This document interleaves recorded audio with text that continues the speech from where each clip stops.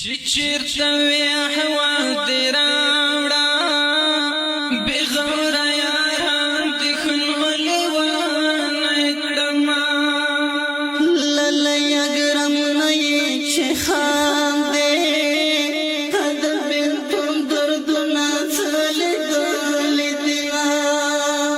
ولې په ځیر ځیر راته ګورې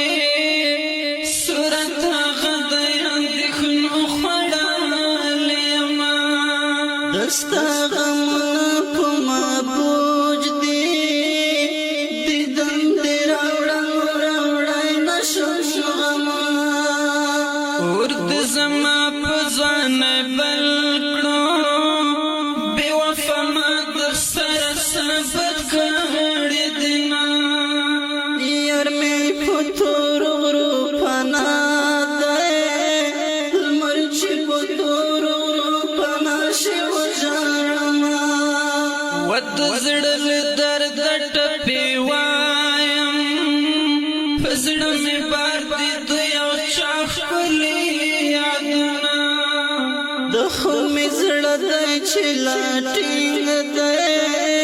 دومره غمونه دریابونه واچوینه هسې مې ځواني بربادوي او زه ولاله یمه په چا سپارې اوزې ولاله یمه په چا سپارې اوزې هسې مې ځواني بربادوي او زه ولاله یمه په چا سپارې اوزې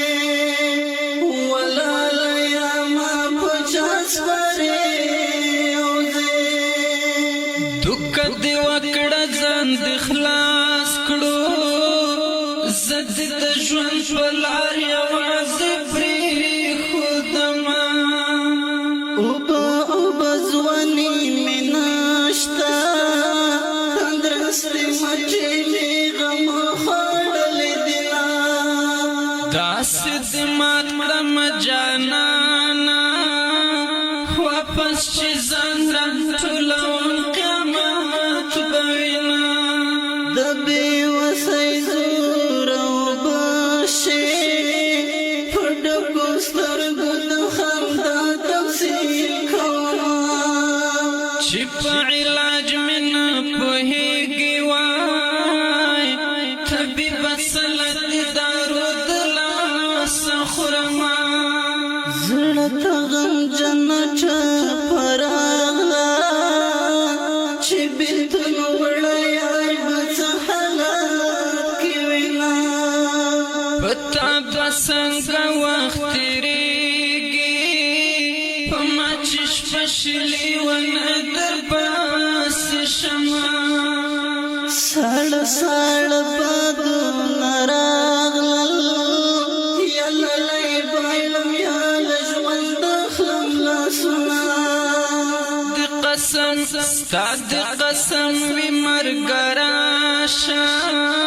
کږه وږه ځواني مې خاورې کړه مینه په لیونۍ ځوانۍ دې جار شم د لیونۍ چارو دې ګډه واډه شمه د خدای لپاره یو ځل راشه زه لیونی مجروح به مړ در پاسې شمه مجروحه نورې ټپې پرېږده دغه غمجنې ټپې لا غم زیاتوینه هسې مې ځواني بربادوي او زه ولاله یمه په چا